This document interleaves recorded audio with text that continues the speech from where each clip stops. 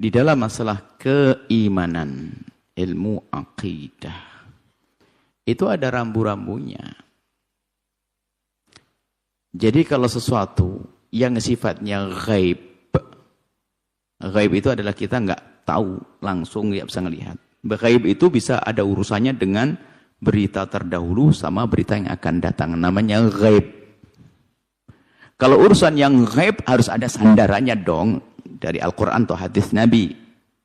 Dan itu pun sandarannya pun harus yang pasti. Kalau memang multi makna nggak bisa dijadikan alat untuk mengkafirkan orang. Contoh, kita dari tanah itu dari mana kita tahu? Anda nggak ngelihat kok asal usul tanah. Karena dikasih tahu sama Al-Quran itu. Maka kita percaya kita dari tanah. Nanti ada hari kiamat karena dikasih tahu sama Al-Quran.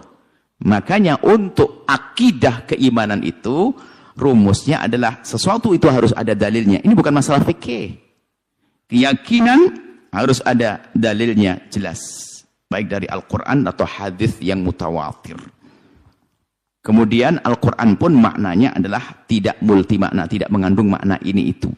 Jadi kalau disebut nama Nabi Adam harus percaya karena ada Adam. Kalau disebut Nabi Yunus ada karena yang menyebutkan Al-Quran. Yunus itu dikisahkan, itu berarti Yunus Nabi. Bukan Yunus tetangga kita, ibaratnya begitu. Yunus Nabi. Kemudian Yahya, Zakaria, sebut Al-Quran. Karena dia yang menyebut adalah Al-Quran, dan jelas maknanya, Anda harus percaya bahwasanya itu Nabi. Kalau Anda mengingkari Nabi yang disebut Al-Quran, maka kafir. Ada hadis. Dilihat dulu hadisnya kalau mutawatir. Mutawatir itu adalah kekuatannya seperti Al-Quran. Marwahu jam'un an jam'in la yumkinu tawatu'um alal kadhib. Yang diriwayatkan oleh jumlah besar kayak Quran. Kekuatan kebenarannya. Dan lafaznya jelas, maka kita harus percaya. Kalau ternyata hadisnya adalah sahih, tapi tidak menjadi kesepakatan ulama, maka yang berbeda enggak.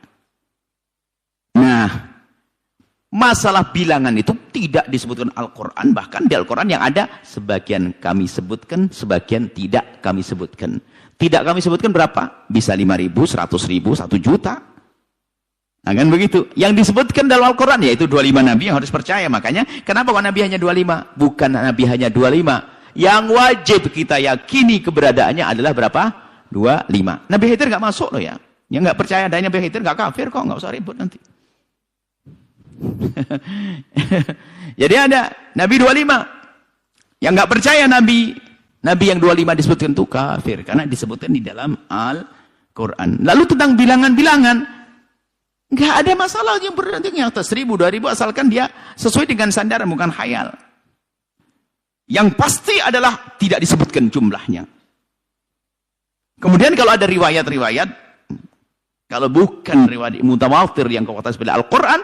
Orang boleh saja tidak terima, tidak nerima. Saya tidak percaya, saya menyetujui dengan 124.000, saya tidak percaya. Ya, nggak sampai kafir kok. Bagaimana kalau saya mencari 1.000, padahal kan 2.000, ya 1.000 gimana? Percaya 1.000, tapi tidak boleh menafikan lebih dari itu. Percaya 1.000, tapi mungkin lebih dari 1.000. Harus kita buka begitu. Sebab apa? Dalam Al-Quran dibuka. Minhum, man, lam. Ada sebagian man, lam, nakus. Yang tidak aku ceritakan. Sebagian diceritakan, sebagian tidak diceritakan. Yang tidak diceritakan, nggak ada batasnya. Sehingga jumlah Nabi itu banyak sekali. Hanya ada riwayat, nggak 124.000, hanya riwayat ini riwayat. Dan itu bukan Al-Quran yang menyebutkan. Bukan hadis mutawatir, hadis yang orang tidak boleh berbeda pendapat. Jadi sederhana saja. Kalau Anda menemukan yang mengatakan 5.000, 10.000, 2.000, yang penting jangan dibatasi deh. Selagi dibuka oleh Al-Quran, nggak ada batasnya, kenapa kita batasi? Dan nomor dunia kan panjang banget. Loh, di Jawa ada ya? Insya Allah ada. Cuma Nabi siapa ya? Nggak tahu. Kita nggak tahu zaman masa lalu. Nggak disebut dalam Al-Quran kok. Di Cirebon ada ya? Mungkin juga ada. Pada sebelum Nabi Muhammad. Pokoknya sebelum Nabi Muhammad masih mungkin di Cirebon ada Nabi kok. Di mana saja mungkin ada Nabi. Jumlahnya ribuan. Nggak ada batasnya. Jadi perbedaan itu bagi orang ngerti ini adalah namanya furu'ul akidati. Cabang akidah. Yang berbeda tidak menjadikan kafir. Ada usul akidah. Pokok akidah nggak boleh berbeda pendapat, yang berbeda kafir, dibedakan. Dan sekarang ini ada yang furu, bahkan nggak ada hujah dari Al-Quran. Ini akidah ya. Kalau fikih cukup kata ulama lah. Tapi kalau urusan-urusan akidah ini harus Al-Quran menyebutkannya, apalagi sifatnya ghaibiyat tentang keadaan kubur, orang kubur bagaimana. Ini nggak boleh ngarang tuh. Urusan keadaan kubur. Ini adalah sam'iyat, harus berita pasti. Keadaan padang mahsyar nggak boleh ngarang, khayal di padang mahsyar gini, khayal nggak boleh. Menghayal padang mahsyar. Menghayal keadaan kubur. Harus ada riwayat tentang siksa kubur. Kita yakini kan ada dalil tentang siksa kubur. Malaikat Munkar Nakir ada.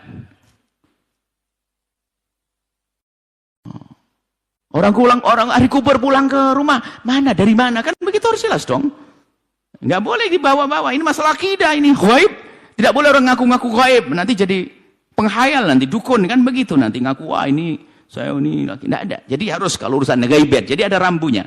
Kalau orang paham ini, orang yang belajar akidah ngerti yang kami bahas. Ada namanya usulul aqidah, furu'ul aqidah. Kalau furu' pun harus ada dasarnya dong. Misalnya apa? Ada satu hadis menyebutkan tentang, misalnya, tentang riwayat tentang Khidir. Hadisnya tidak mutawatir. Maka orang yang mengingkari Khidir tidak kafir kok. Yang ada hanya seorang soleh yang dalam Al-Quran. Bukan disebut nama Khidir. Yang nggak percaya tentang nama malaikat Israel sah. Yang penting jangan mengingkari malaikat pencabut nyawa. Sebab nama Israel riwayat. Bukan Al-Quran, bukan hadis mutawatir. Sehingga nama Israel tidak ada dalam Al-Quran. Juga tidak disebut dalam hadis yang mutawatir. Sehingga saya tidak percaya adanya malaikat namanya Israel. Tapi saya percaya adanya malaikat maut. Ya, sah. Itu jadi beda masalah akidah itu sederhana. Cuman yang repot adalah orang tidak mengerti asas ini. Cerita di kampung jadikan kepercayaan. Kemarin ada yang ngafani apa tadi itu? Iya apa ini? Apalagi ini aneh-aneh itu di kampung. Ini mana itu? Urusan akidah ini beda. Ya seperti itu ya. Harus ada ilmunya sederhana seperti. Maka yang kita hadirkan dalam buku kami adalah masalah sam'iyat, ghaibiyat. Itu adalah sebenarnya rambu-rambu. Gimana sih? Apa sih? Masalah keyakinan-keyakinan. Membahas tentang keyakinan-keyakinan. Jadi ada beberapa hal orang yang tidak meyakini tidak kafir. Imam Mahdi kita yakin. Tapi yang mengingkari Imam Mahdi tidak kafir. Karena dalam akidah Ahlussunnah wal Jamaah hadisnya sahih yang kita yakini. Cuman tidak sampai derajat ini sebagian mengatakan tidak mutawatir. Kalau kita meyakini, saya yakin Imam Mahdi ada. Sehingga termasuk kita. Tapi bagi yang mengatakan hadis yang tidak mutawatir dan ini mengingkari Imam Mahdi tidak sampai kafir kok. Gitu loh. Jadi hanya Imam Mahdi ini ya memang paling kalau sesuatu dalilnya kuat itu paling tidak fasik. Itu loh harus. Kalau sampai kafir selagi itu tidak yang disepakati ya.